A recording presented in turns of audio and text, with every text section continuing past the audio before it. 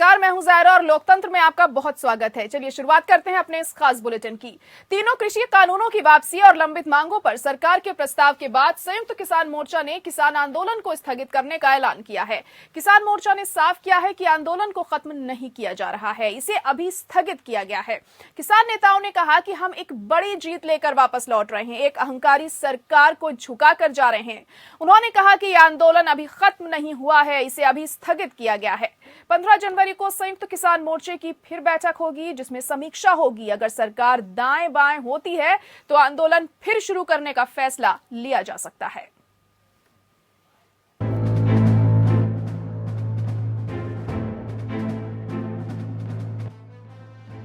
पिछले 378 दिनों से दिल्ली की सीमाओं पर चल रहा किसानों का आंदोलन फिलहाल खत्म हो गया है।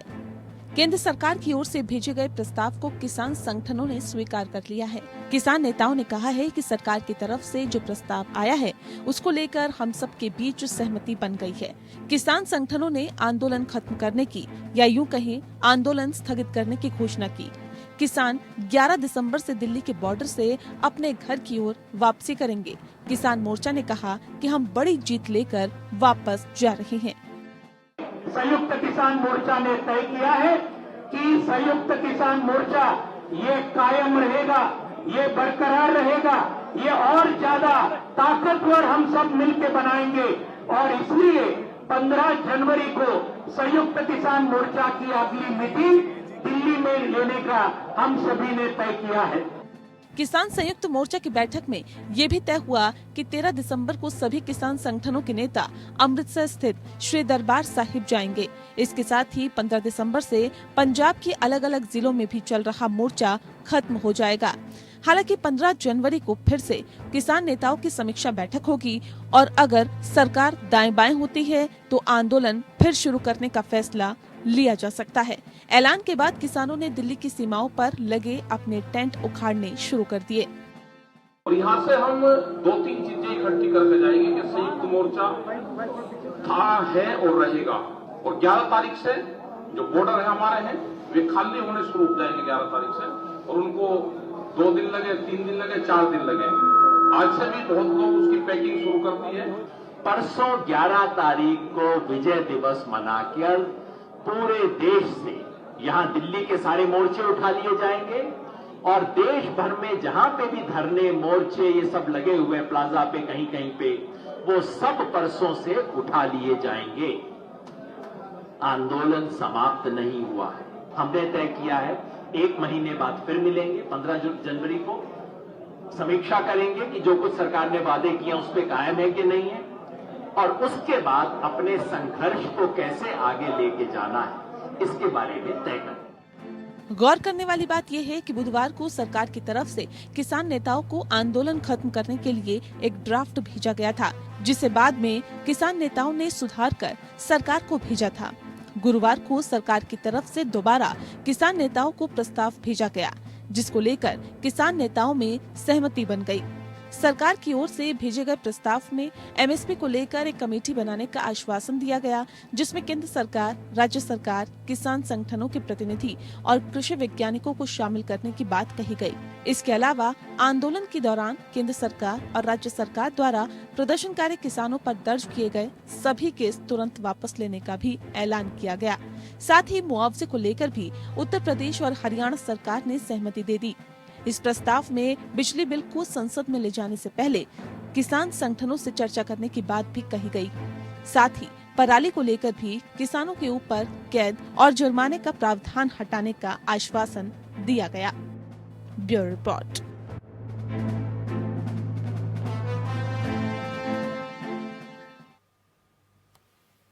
वहीं सरकार ने पिछले साल सितंबर में 3 कृषि कानूनों को पास किया था। इसके खिलाफ पिछले साल 26 नवंबर से दिल्ली के सिंघू, टिकरी और गाजीपुर बॉर्डर पर किसानों ने डेरा डाल दिया।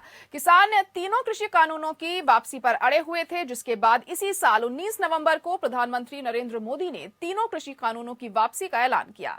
हालांकि किसान एमएसपी पर कानून समेत कई और मांगों पर अड़े थे, जिसे लेकर भी सरकार ने नरम रुख दिखाया। कृषि बिल के संसद में पेश होने को लेकर तीनों कानून के वापस होने के ऐलान और अब किसान आंदोलन के खत्म होने तक के इस घटनाक्रम पर आइए एक नजर डाल लेते हैं।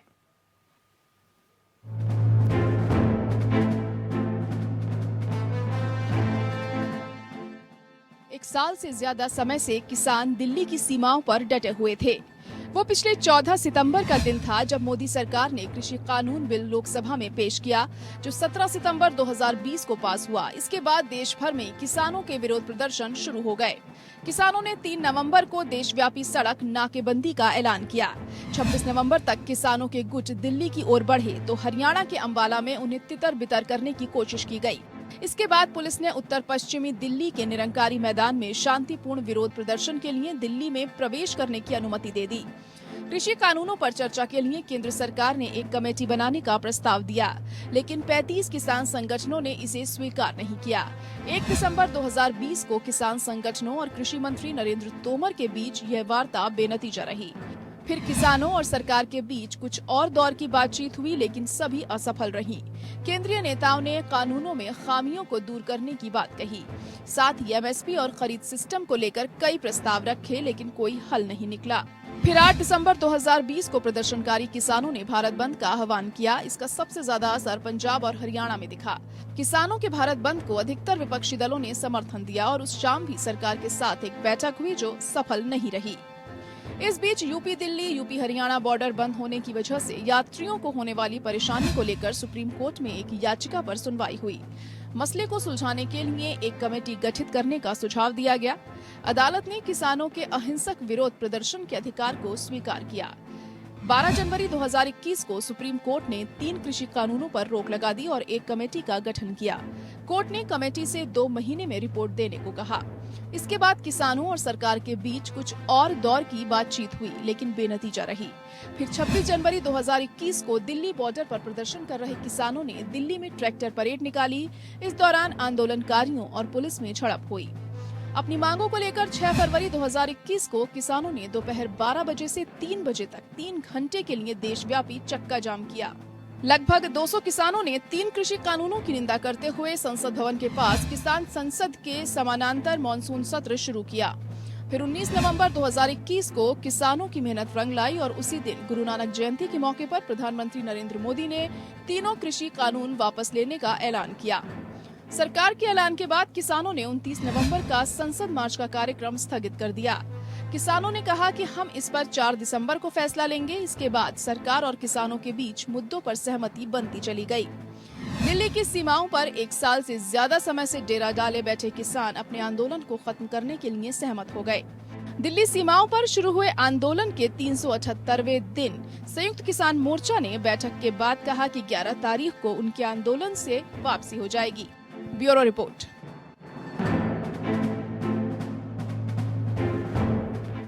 तो बिल्कुल इसी पर आज हम चर्चा भी करने वाले हैं। जिस तरीके से आज संयुक्त किसान मोर्चा की प्रेस कॉन्फ्रेंस में ये बात साफ हो गई है कि किसान आंदोलन अब स्थगित किया जाएगा। तमाम मेहमान भी हमारे साथ जुड़ चुके हैं। महेश वर्मा जो कि बीजेपी के स्पोक्स पर्सन है वो हमारे साथ जुड़ गए हैं। इसके अलावा विवेकानंद पाठक जी भी हमारे साथ जुड़ गए हैं, कांग्रेस नेता हैं। इसके अलावा हरविंदर राणा लीडर हैं एसकेएम के, वो भी हमारे साथ इस वक्त जुड़ चुके हैं। तो पहला सवाल हरविंदर जी आपसे करना चाहूंगी कि ये बात आज प्रेस कॉन्फ्रेंस में कही गई है कि ये जो आंदोलन है अभी स्थगित हुआ है, खत्म नहीं हुआ है, इसे थोड़ा विस्तार से बताइए। देखिए, अभी सरकार ने जो पहले ड्राफ्ट भेजा था और उसके बाद सरकार की तरफ से जो पत्र आया है, तो अभी पत्र आया है तो हमने भी आगे के जो अपने प्रोग्राम थे वो पहले ही रद्द कर दिए थे, क्योंकि किसान विवाद नहीं चाहता। किसान पहले से ही समाधान निकालना चाहता था, लेकिन सरकार समाधान नहीं निकाल रही थी। अब जब प्रधानमंत्री जी ने तीनों कानून रिपील किए तो उस दिन से इसका समाधान निकलना शुरू हुआ।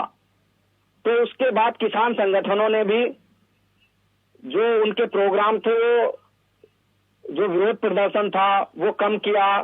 धीरे धीरे किसानों ने भी अपना रुख थोड़ा नर्म किया। अब जब सरकार समाधान निकालना चाहती है, मतलब तो समाधान से है जी। जो हमारा संघर्ष है वो समाधान के लिए है। लेकिन अभी भी इतना जब बहुत ज्यादा समय हो जाता है और मतभेद बहुत ज्यादा बढ़ जाते हैं तो एक दूसरे पे भरोसा करने में समय लगता है। अभी भी कहीं ना कहीं किसान को सरकार पे पूरी तरह से भरोसा नहीं है, इसलिए ऐसा कहा गया है। और सरकार अपनी तरफ से सारे मुकदमे जो भी हैं वो वापस हो जाएं, जो जो चीजें इसमें हुई हैं वो सारी एकदम क्लियर हो जाए तो किसान भी धीरे धीरे करके घर वापसी करने लगेंगे। लेकिन अब ये हम आश्वस्त करना चाहते हैं कि किसानों की तरफ से अब अगर सरकार अपनी बात पे कायम है तो किसान भी अपनी बात पे कायम रहेंगे। जी, चलिए ठीक है। महेश वर्मा जी, इन किसानों को अभी भी आप लोगों के ऊपर भरोसा नहीं है, ऐसा क्यों? बल्कि तीनों बिल भी अब पारित हो गए हैं जो खत्म करने वाले थे इन कृषि कानूनों को, और इसके अलावा अब आपने इनकी जो दूसरी मांगे थी लगभग वो भी मान ली हैं। तो क्या वजह है इसके पीछे कि अभी तक भरोसा नहीं हो पा रहा है आप लोगों पर? भरोसा नहीं है, लेकिन एक कॉन्फिडेंस तो आया है इनको भी, इसकी वजह से सरकार के प्रस्ताव को इन्होंने स्वीकार किया और आंदोलन वापस लिया। हमें तो जिस तरह से शुरू से जिस तरह से भला बुरा कहा गया या जिस तरह से भी हुआ, जो भी घटना घटी, अभी आपने जिस तरह प्रोग्राम शुरू होने से पहले सारी चीजों को घटना क्रम जो बताई तारीख वाइज, उसको देखते हुए तो ये लग रहा था कि किसान आंदोलन के नाम पर जो भी कुछ हुआ उसका एक तरह से समझ लीजिए कि कहीं ऐसा लग रहा था कि सरकार के खिलाफ और बीजेपी के खिलाफ ये सारी चीजें की जा रही है। तो ये कहीं ना कहीं हमें भी थोड़ा सा एक कॉन्फिडेंस आया। अब जब इस तरह के पहल किया गया है संयुक्त किसान मोर्चे द्वारा कि सरकार की किसी बात को उन्होंने भी यकीनन माना कि ये सरकार जो है किसानों की हिमायती है और हमारे लोगों की अनदेखी नहीं कर रही है, और दूसरा कि इसका क्रेडिट भी किसानों को दी जा रही है और कृषि को दी जा रही है। ये गनीमत है। ये सबसे बड़ी अगर फलसफा इसके आंदोलन की समाप्ति के बाद मुझे जो दिखाई दे रहा है वो ये दिखाई दे रहा है कि अमूमन जो कल तक मतलब कुछ टीवी चैनल पे मैं था जी, तो कुछ हमारे कांग्रेसी मित्र इसको क्रेडिट लेना चाह रहे थे। उस समय हमारे किसान मोर्चा के जो प्रवक्ता थे या प्रतिनिधि थे उन्होंने उनको काउंटर भी किया कि इस तरह की चीजें नहीं होनी चाहिए। तो केजरीवाल, कांग्रेस, या तमाम जो राजनीतिक पार्टियां जो रोटियां सेक रही थी, तो उसका भी ये अंत हुआ है। तो किसान की जीत हुई है और किसान की जीत में इस देश की जीत है, इस सरकार की जीत है। ये सरकार प्रो कांग्रेस है, प्रो किसान है। तो मेरा सिर्फ ये मानना है कि इस आंदोलन के साथ जो है बनी हुई है जी, बीजेपी में भी सब कांग्रेस से आए हुए हैं और किसान स्वागत है सर। नहीं किया है सर पाकिस्तान से नहीं आए ना सर, अफगानिस्तान से नहीं आया है ना, देश के ही कोई लोग हैं। दी है हमने, इतना कुछ सहा है, उसके बाद चुनावी दौर जब आया तब आप लोगों ने कानून रिपील किए। सर दौर कोई भी आया, दौर कोई भी आया, लेकिन वास्तव में अगर आप किसान वो मुश्किल जो लग रहा था कि अगर सुन लीजिए पहले पूरी बात मेरी, जब आपकी बारी आई आप बोलिएगा, आराम से बोलिएगा, पूरे तर्क के साथ अपनी बात को रखिएगा। जी जी, हमने कोई दमनकारी नीति नहीं अपनाई, हमने किसी तरह से कोई गोली बंदूक नहीं चलाई, हमने कोई ऐसा काम नहीं किया जिससे कि कोई किसान ये कह सके कि नहीं इस तरह की चीजों को जो है हमारे साथ ये पेश आया। इवन के प्रधानमंत्री ने लाल किले के प्राचीर पर हमले के बाद यही राकेश टिकैत और तमाम किसान नेताओं से ये कहा कि आप लोग किसी डर भय की वजह से मत भागिए, और उसके बाद जो पलायन हो रहा था वो अचानक रुका। तो इस देश के प्रधानमंत्री ने जब इसको रिपील करने की बात करी तो उस दिन आप सब लोगों से माफी भी मांगी। ऐसा हृदय लेकर जब कोई प्रधानमंत्री कोई बात कहता है, देश का 130 करोड़ लोगों का प्रधानमंत्री है, वो आपके भी हैं मेरे भी हैं, और इसी आंदोलन में उनकी माँ बहन की गालियां भी दी गई जिनका कोई कसूर नहीं था। ये अगर आपने इस कानून के बारे में पढ़ा होता कि ये कानून हमारे टाइम नहीं, ये कानून यूपीए के टाइम से चल रहा था, जिसको अमली जामा पहनाया गया और इस सरकार की मंशा पर जो सवाल उठाया गया कि दो कारोबारी घराने। विवेकानंद जी भी बने हुए हमारे साथ। विवेकानंद जी, आप किस तरह से देख रहे हैं? अब जिस तरीके से हम देख रहे हैं कि किसानों और सरकार के बीच में जो समझौता है होता हुआ दिखाई दे रहा है, फिलहाल स्थगित करने की बात की है किसानों ने इस आंदोलन को, क्या कहेंगे? देखिए, ये सबसे बड़ी बात तो ये है कि जो किसान नेता हैं और उनके जितने भी संगठन है सबने मिलकर एक निर्णय लिया है, तो उनके निर्णय के हम साथ हैं। लेकिन अभी देखिए कि भारतीय जनता पार्टी के प्रवक्ता कितनी बेशर्मी के साथ कह रहे हैं कि हमने किसानों के साथ कुछ भी गलत नहीं किया। भैया, आपने 700 निर्दोष किसानों की जान ले ली, 700 परिवार और उन परिवारों के जो किसानों की जिन्होंने दी है उसकी जिम्मेदारी और के प्रधानमंत्री नरेंद्र मोदी जी हैं जो तानाशाहियत भरे बिल को जिद के अड़े हुए थे कि नहीं, मुझे अडानी अंबानी के इस बिल को लागू करना है। ये किसानों का बिल नहीं था, ये देश चंद जो बनाया ड्राफ्ट था जिसे किसान जी लग रहा है फिलहाल अभी कुछ तकनीकी खराबी आ गई है, उनकी आवाज हम तक नहीं पहुंच पा रही है विवेकानंद जी की। तो महेश जी क्या कहेंगे आप, क्योंकि पहले से ही इस तरह के सवाल उठ रहे हैं जिस दिन से ही प्रधानमंत्री ने ये ऐलान किया है कि तीनों ही कृषि कानूनों बिल को अब खत्म कर दिया जाएगा, कि चुनावों के मद्देनजर ये फैसला लिया गया है। देखिए, चुनाव के मद्देनजर ये फैसला लिया गया है या उससे इसको जोड़ा जाएगा, चुनावी या राजनीतिक कारणों से इसको कहीं ना कहीं कनेक्ट करने की कोशिश की जाएगी। निश्चित रूप से कि इससे मुझे एक चीज बता दीजिए कि हम भाजपा एक पॉलिटिकल पार्टी है। अगर कोई आदमी किसानों का बलि चढ़ा रहा हो, किसी किसान की हत्या या किसान की गोली मारकर, जैसे मध्य प्रदेश में 26 लोगों को गोलियों से जनरल डायर की तरह दिग्विजय सिंह ने भून दिया था, हुगली में जैसे रौद दिया गया था, तमाम जगह जो कांग्रेस की सरकार में हुआ, उस तरह का तो कोई दमनकारी नीति नहीं अपनाई गई। जिनको लेकर जो आंदोलन करने आए थे उनको अच्छे से नहीं रखा गया। जो आंदोलनकारी नेता थे हमारे या जिनके ऊपर भरोसा करके आंदोलन करने आए किसान थे। अब जैसे मान लीजिए कि एक दलित व्यक्ति था जो कि काम कर रहा था, उसकी हाथ पैर काट के हत्या कर दी गई। अब इस तरह की चीजों के लिए भी अगर आप हमें जिम्मेवार ठहराएंगे, कोई लड़की गई उसके साथ कुछ वहां गलत हुआ तो, या पुलिस पे तलवार मार दिया गया, तो ये सब चीजें जो है ना, इन सब चीजों में ना पढ़ के सीधा सिंपल आज की डेट में बजाय कि इस देश की जनता को भड़काने के बजाय, आग लगाने के बजाय, एक आंदोलन अगर खत्म हुआ है, एक समस्या का निराकरण हुआ है, तो उसका कहीं क्रेडिट लेने के बजाय मुद्दा जो पराली का था उसको सरकार ने मान लिया है।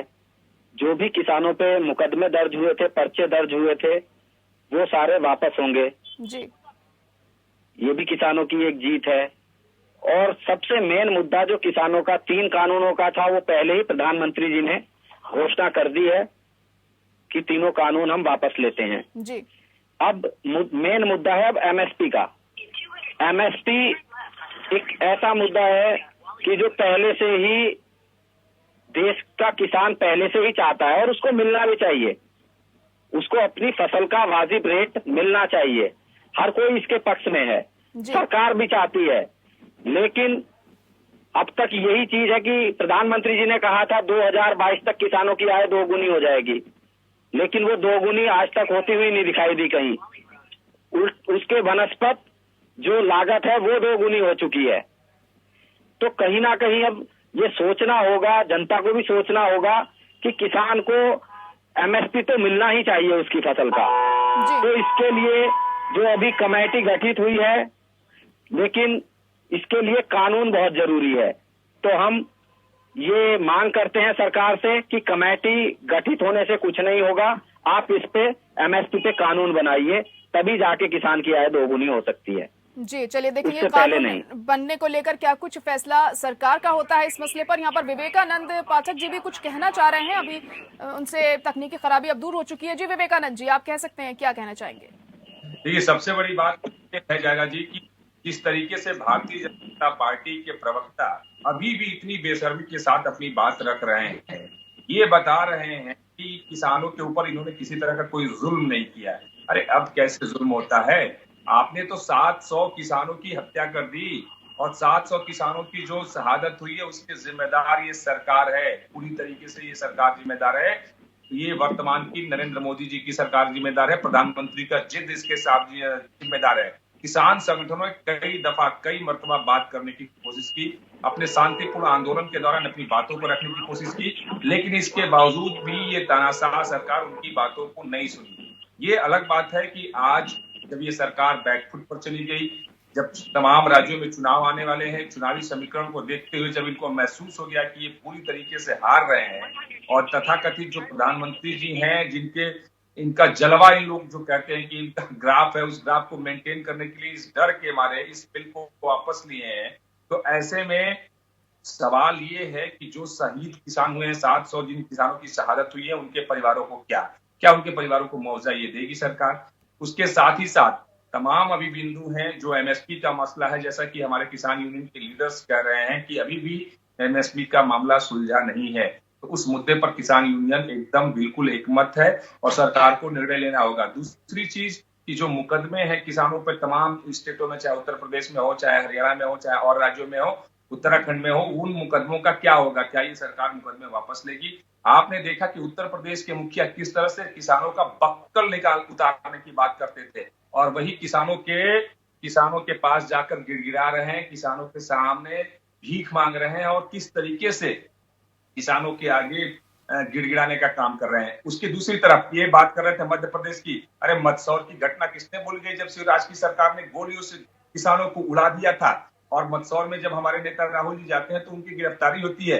सबसे बड़ा बात यह है कि जब से ये सरकार बनी है 2014 से लेके और 2021 है, हर बार इस सरकार ने किसानों पे हमला बोला है। चाहे वो भूमि अधिग्रहण बिल को हटाने की बात हो, उस समय भी हमारे नेता राहुल गांधी जी लड़कर इस सरकार से उस अधिग्रहण। देखिए विवेकानंद जी, पहले जो भी हुआ वो हुआ, लेकिन मौजूदा स्थिति तो यहाँ पर यह है कि सरकार और किसानों के बीच में जो सहमति है वो फिलहाल बन चुकी है। अब वो दोनों एक दूसरे के तरफ नरमी वाला रुख हमें देखने को मिल रहा है। जो मौजूदा स्थिति है उसको क्या कहेंगे आप?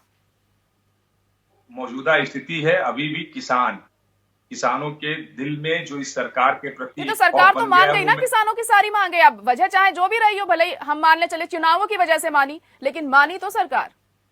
मैं कह रहा हूं कि ये ठीक है, देर आए दुरुस्त आए, कम से कम बुद्धि तो इनकी खुली। इनको लगा तो देश के अन्नदाताओं की बात माननी चाहिए। लेकिन सवाल ये है कि जो 700 अन्नदाता शहीद हुए हैं, जिनके परिवार के लोगों ने अपनों को खोया है, उनका क्या उनको ये मुआवजा सरकार देगी? क्या उनके परिजनों को ये वापस ला सकते हैं? यदि ये इनकी जिद की वजह से ही तो 700 परिवार और उनकी परिवार के लोग जो अपने खोए हैं, वो इस सरकार की जिद ही तो थी। दूसरी चीज, जो नफरत की खाई बन गई है ना, जो नफरत की खाई किसानों और सरकार में बन गई है, वो नफरत की खाई अब पटने वाली नहीं है। आने वाले चुनावों में हिंदुस्तान के अन्नदाता, हिंदुस्तान के किसान इनको सबक सिखाने का काम करेंगे। ये चाहे कितनी भी कोशिश कर लें, कितने भी अपने राग बदल लें। ये कह रहे थे कि प्रधानमंत्री को गाली दिया लोगों ने, किसानों ने कभी प्रधानमंत्री को गाली नहीं दिया। गाली तो भारतीय जनता पार्टी के नेताओं ने, प्रवक्ताओं ने, सरकार ने उनको कहा। कभी आतंकवादी कहा, कभी खालिस्तानी कहा, कभी आंदोलनजीवी कहा, कभी कुछ कहा। अरे शर्म आनी चाहिए भारतीय जनता पार्टी के प्रवक्ता को। अभी भी बेशर्मी की नहीं हो रही है। ठीक है, चलिए महेश वर्मा जी से पूछ लेते हैं। महेश वर्मा जी, क्या कहना चाहेंगे? इन्हें तमाम तरह के आरोप आप पर लग रहे हैं, क्या जवाब देना चाहेंगे महेश वर्मा जी?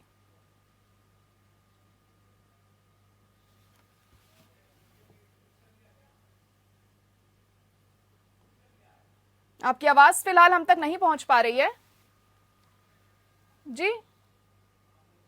आवाज आ रही है? जी, अब आवाज आ रही है, कहिए। मैं कह, खिसियानी बिल्ली खंबा नोचे और तो चूहे खा के हज को चली बिल्ली, तो वो कहानी इनके साथ है। कांग्रेस की ना कोई बिसात है, ना कोई औकात है कि ये किसानों के ऊपर कोई बात करें। इनके जो चाल और चेहरा अगर सामने आ गया तो ये किसान के ऊपर बोलने के लिए इनके पास कोई नैतिक अधिकार नहीं रह जाएगा। अब रही बात की, अब हम बात करें कि आज के जो आपका मुद्दा है उसके परिप्रेक्ष्य में हम बात करें तो ज्यादा उचित रहेगा। देखिए, मैं ये कह रहा हूँ, ये जो वातावरण है उससे कहीं राणा जी भी सहमत होंगे कि कांग्रेस की उकसावे भरी इस बात को या कहीं उलझाने की जो कोशिश फिर से ये कर रही है। नहीं, देखिए महेश जी, यहाँ पर विवेकानंद जी ने ये बात कही ना कि 700 लोगों की जैसे मृत्यु हो गई है इस आंदोलन के दौरान और काफी लोगों को परेशानियों का भी सामना करना पड़ा है पिछले 1 साल में, जब तक ये आंदोलन चलता रहा। अगर आपको बात माननी ही थी किसानों की, तो इतना वक्त आप लोगों ने क्यों लगा दिया? उन्होंने मृत्यु की बात नहीं कही। नहीं, उन्होंने कही थी जिस तरीके से 700 किसानों की जान चली गई इस आंदोलन के दौरान जी, तो उसके लिए मुआवजा देंगे क्या आप? करवाई है। मैं कह रहा हूं, कराने वाला व्यक्ति से ये मुआवजा मांग रहे हैं। हाँ बिल्कुल, पहली बात तो ये कि ये जो बयान दे रहे हैं, ये बयान ही आपत्तिजनक है। किसी संयुक्त मोर्चा, किसान मोर्चा, कोई किसान नेता ने इस तरह का आरोप सरकार के ऊपर नहीं लगाया। उन्होंने कहा कि जिम्मेवार है इस तरह के मौत के लिए। हरविंद्र राणा जी, इस किसी पर आप वजह बात से क्लियर कर सकते हैं? क्या ऐसा कुछ है जैसे कि महेश जी कह रहे हैं, इस तरह के आरोप आप लोगों ने नहीं लगाए हैं, मुआवजा देने की मांग नहीं थी आपकी? जारा जी, जो किसान शहीद हुए हैं उनके लिए शहीद स्मारक और उन सभी परिवारों को उचित मुआवजा दिया जाए, ये संयुक्त किसान मोर्चा की मांग है और इस पे भी सहमति बन गई है जी। पंजाब सरकार ने अनाउंसमेंट कर भी दिया है, बाकी भी सभी जगह से हो जाएगा। लेकिन मेन मुद्दा वो नहीं है जी बात वो नहीं है, बात जी किसान हमेशा विपक्ष की भूमिका ही निभाता रहेगा। जब इसको किसान का वोट चाहिए हो, लग रहा है कुछ तकनीकी खराबी के चलते हरविंद्र राणा जी की आवाज हम तक ठीक तरीके से नहीं आ पा रही है। हरविंद्र जी, क्या आप सुन पा रहे हैं? जाते हैं जी जी सत्ता में पहुंच जाते हैं तो सब कुछ भूल जाते हैं और इतना घमंड हो जाता है इन्हें कि किसान को खालिस्तानी, पाकिस्तानी और पता नहीं किन किन शब्दों से नवाजते हैं। ये संसद में किसान का उपहास उड़ाया जाता है, नकली किसान, कुछ किसान, इस तरह के शब्द यूज किए जाते हैं। अरे वही किसान थे 2014 से पहले आपकी सरकार इन्हीं किसानों के मंच पे आके मंच साझा किया करती थी और सबसे बड़ी हितैषी हुआ करती थी इन किसानों की। लेकिन आज आप सत्ता में आए तो आपने भी जो पहले की सरकारें, पूर्ववर्ती सरकारों ने किया किसानों के साथ, आपने भी वही किया। तो मैं तो अब जारा जी यही कहना चाहूंगा कि वो वक्त गुजर गया जब मुझे तेरी आरजू थी। अब तो खुदा भी बन जाए तो मैं सजदा ना करूं।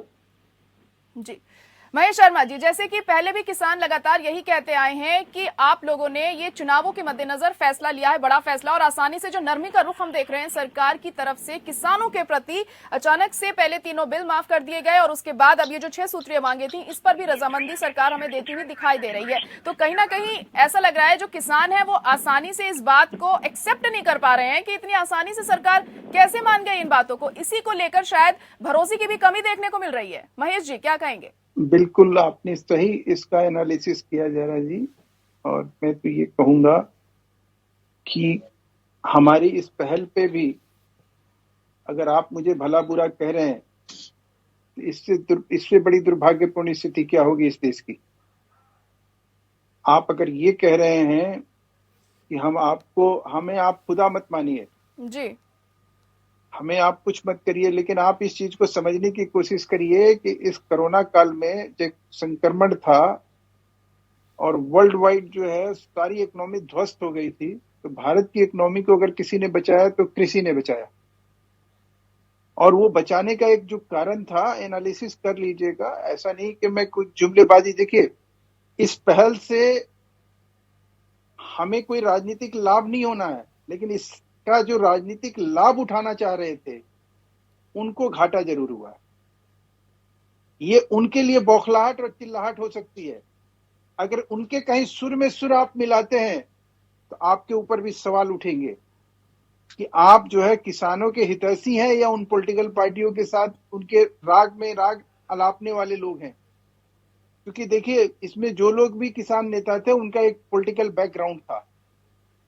वो लोग कहीं ना कहीं पॉलिटिक्स में इन्वॉल्व हैं या पॉलिटिक्स में इन्वॉल्व रहे हैं, इसलिए उनको पूरी तरह से ये कहा जाए कि ये लोग जो है किसान की बात कर रहे हैं या किसानों के लिए ऐसा सोच रहे हैं, तो ये किसी भी पॉलिटिकल पार्टी के लिए, भाजपा जैसे पॉलिटिकल पार्टी है, उसको भी ये सोचना चाहिए कि अगर ये किसान को मार के, मरवा के, कहीं उनको खड़ा करके स्टैंड में, इस कोरोना में खड़ा करके उनकी मौत हो रही है, उसकी कहीं अगर हमने चिंता करी। और दूसरी बात, एक देवेंद्र, ये क्या नाम है आपका, हरिंद्र राणा जी, एक चीज और आपको बता दूं, भारत जो है वेलफेयर स्टेट है।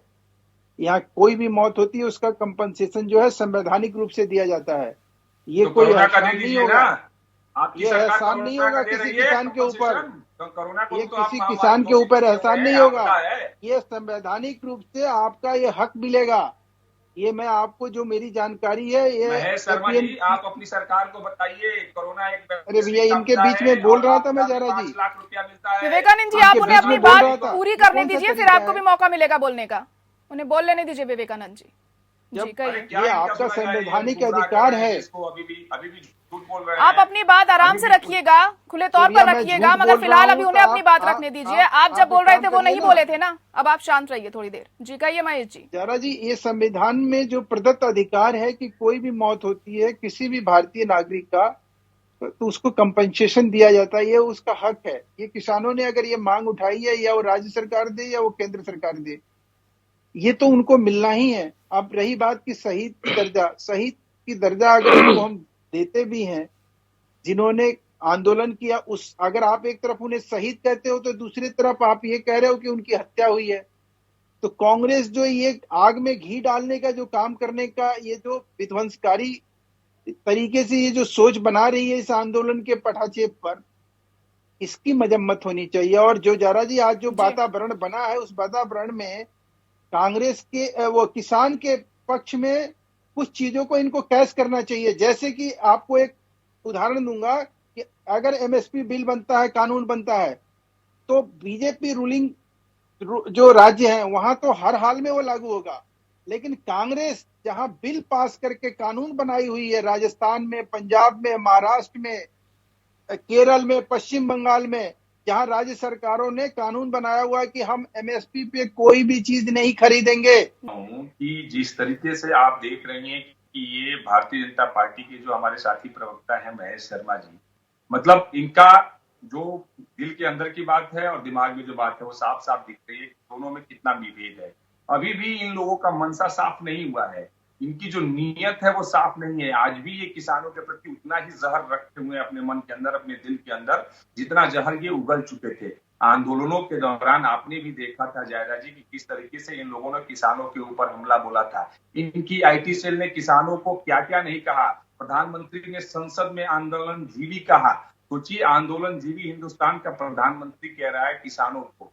इनको आतंकवादी कहा गया, इनको खालिस्तानी देखिए कहा गया, विवेकानंद जी, क्या काफी क्या कुछ गालियां कहा दी गया किसानों को, लेकिन वो तब की बात ही। लेकिन फिलहाल अभी दोनों के बीच सहमति बनती हुई हमें दिखाई दे रही है। लेकिन आप लोगों के लिए कहीं ना कहीं एक जो बड़ा मुद्दा है चुनावों में, वो खत्म हो चुका है। इस वजह से तो ये नाराजगी नहीं दिख रही है आपकी? नहीं जायरा, ये चुनावी, हम इसको चुनाव के रूप में ले ही नहीं लेते हैं। जब भूमि अधिग्रहण बिल का अध्यादेश नरेंद्र मोदी जी की सरकार लेके आई थी, तो उस समय कौन चुनाव था? कोई चुनाव नहीं था। लेकिन हमारे नेता राहुल गांधी जी किसानों के साथ खड़े थे और डट कर मुकाबला किया, और इस तानाशाही सरकार को उस समय भी बैकफुट पे आना पड़ा था। आज जब 1 साल पहले ही सरकार ने तानाशाही बिल लेते हुए 3 कृषि कानून, काले कानून बनाए, तो हमारे नेता राहुल गांधी जी ने शुरू से ही, डे 1 से ही इसका विरोध शुरू किया और आज तक उसका विरोध जारी है। और अभी भी संसद में हमारे नेता ने लिस्ट, इस सरकार ने संसद भवन में क्या कहा कि हमारे पास कोई आंकड़ा नहीं है, कोई लिस्ट नहीं है कि कौन मरे हैं, कौन शहीद हुए हैं, कौन क्या हुआ है।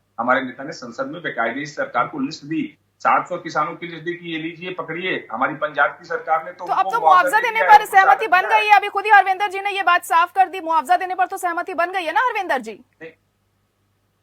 हरविंदर जी सुन पा रहे हैं आप मुझे? जी अभी जायरा जी, अभी जो पत्र सरकार की तरफ से मिला है और जो वार्ता हुई है वो सकारात्मक है। जी, सकारात्मक रुख देखने को मिला है सरकार की तरफ से। मुआवजे को लेकर भी विवेकानंद जी, तो अब कहीं ना कहीं सभी मुद्दों को लेकर नरमी बरत रही है यहाँ पर सरकार। देखिए, सरकार को नरमी तो बरतनी ही थी। ये लोग तो वही लोग हैं ना जो कभी, मतलब इस बिल की फायदा कभी समझा रहे थे और किसानों को तमाम तरह की गालियां दे रहे थे। आज जब चुनाव देखे तो ये लोग रंग बदल लिए, रंगे सियार हैं, ये तुरंत अपना रंग बदल दिए। हमारा सीधी सी बात ये है, लेकिन जो किसानों के दिल में इनके प्रति नफरत भर गया है, जो दूरियां, अभी हमारे किसान साथी राणा जी ने बताया कि जो खाई पट गई है वो अब भरने वाली नहीं है। किसानों ने विश्वास किया था, विश्वास जताया था अन्नदाताओं ने। ये जब लोग विपक्ष में थे 2014 से पहले, ये लोग किसानों के मंच साझा करते थे। राणा जी ने कहा, राणा जी के शब्द नहीं, मेरे शब्द नहीं है। लेकिन आज इन लोगों ने जिस तरीके से इनका वास्तविक चेहरा है वो उजागर हो गया है। जब चेहरा उजागर हो गया तो ये सीधे सीधे साफ जाहिर हो गया कि ये लोग किस तरह की बात कर रहे हैं और कैसा। जी विवेकानंद जी सुन पा रहे हैं आप मुझे? आवाज जा रही है मेरी? जी कहिए। तो बात साफ है कि इन लोगों का जो चेहरा है वो उजागर हो चुका है। ये वही लोग हैं जो 15 लाख का दावा किए थे, ये वही लोग हैं जो तमाम तरह की बातें किए थे, तमाम तरह के वादे किए थे, ये कह रहे थे कि महंगाई कम हो जाएगी, ये कह रहे थे कि चलिए देखिए, आप पुरानी बातों को देखिए दोहराने से कोई फायदा नहीं है। आपका विरोध करना लाजमी है, आप विपक्ष के नेता हैं, लेकिन यहाँ पर कहीं ना कहीं जो एक खींच जो हमें यहाँ पर कांग्रेसियों में देखने को मिल रही है वो इस बात को कि कहीं ना कहीं जो एक किसान मुद्दा था, एक बड़ा मुद्दा था, वो यहाँ पर इन चुनावों के लिए, और कहीं ना कहीं ये चुनावों में ये मुद्दा उनसे छिनता हुआ दिखाई दे रहा है। ये एक बड़ा रीजन है यहाँ पर, क्योंकि राहुल गांधी ने भी संसद में ये बात बोली थी कि मुआवजा मिलना चाहिए, लिस्ट भी उन्होंने दी थी, लेकिन अब मुआवजे पर भी सहमति बन गई है, तो अब कोई रीजन नहीं रह गया, कोई वजह नहीं रह गई है फिलहाल यहाँ पर, क्योंकि अब दोनों आपस में सामंजस्य बिठाते हुए दिखाई दे रहे हैं ना, सरकार और किसान। जायरा जी, आप ऐसा क्यों प्रिसेप्शन बना रही हैं कि कांग्रेस के लोग किस नाराज हैं? क्योंकि इस तरह के बयान आ रहे हैं ना, मैं सिर्फ आपकी बात नहीं कर रही हूँ, इस तरह के बयान हमें देखने को मिल रहे हैं कांग्रेसियों की तरफ से। नाराज, देखिए जायरा जी, नाराज हम हैं, नाराज सिर्फ सरकार के नाराज सिर्फ ये हम हैं क्योंकि 700 किसानों की शहादत की जिम्मेदारी सरकार है। नाराज सिर्फ हम इस बात पे हैं कि इनके वजह से, इनकी तानाशाहियत की वजह से 700 किसानों के परिवारों ने अपनों को खोने का ये दर्द जो होता है, उस पे हमारी नाराजगी है। चलिए ठीक है, महेश जी से ही पूछ लेते हैं, चलिए क्या कहना चाहेंगे महेश जी? देखिए, सबसे पहली बात तो ये है कि ये जो किसान मोर्चा के प्रतिनिधि हैं राणा जी, जिससे मैंने इनको कहा कि आज जो वातावरण में है, उस वातावरण के तहत जो है, कम से कम इतना तो अब होना ही चाहिए कि जो 7 राज्यों में पिछले 12 साल से इससे भी कठोरतम कानून, जो काला कानून आप कह रहे हो जी, वो लागू है, उसके बारे में भी सोचो कम से कम। जो हो गया सो हो गया, अब यही टाइम है, यही समय है। ये जब वातावरण ऐसा बना है पूरे देश में किसानों को लेकर, और आप लोगों ने बनाया है, तो लगे हाथ आप उसकी भी मांग कर लो, और लगे हाथ आप इस चीज को भी इंश्योर सुनिश्चित करा लो कि कोई भी स्टेट गवर्नमेंट जो है केंद्र सरकार द्वारा लाई गई एमएसपी बिल का जो है अगर एक्सेप्ट नहीं करेगी तो उसके खिलाफ आप इसी तरह के आंदोलन शुरू करोगे। ये तो 2 चीजें आप लोगों को आज कहनी ही चाहिए। तीसरी बात जो सबसे इंपॉर्टेंट है कि अज्ञानता बस या जानकारी बस, राहुल गांधी अगर पार्लियामेंट में कहते हैं कि शहीदों के शहादत के ऊपर जो है मुआवजा मिलना चाहिए, तो ऐसे व्यक्ति को हम क्या कहें जिसको अब मालूम ही नहीं है कि इस देश में ये स्टेट जो है ये वेलफेयर स्टेट है और यहाँ संवैधानिक अधिकार है कि कोई भी इस तरह की अगर मृत्यु होती है तो उस मृत्यु उपरांत जो है लोगों को मुआवजा दिया जाता है। ये कोई मांग नहीं है, जो कि ये कोई भीख नहीं मांगी जा रही है जी। जहां तक मैं देखता हूँ जी, और सरकार की हार है, क्योंकि ये तीनों कानून आपने वापस कराए गए हैं, कैसे मैं इसको देखता हूँ। और दूसरी बात, जिस दिन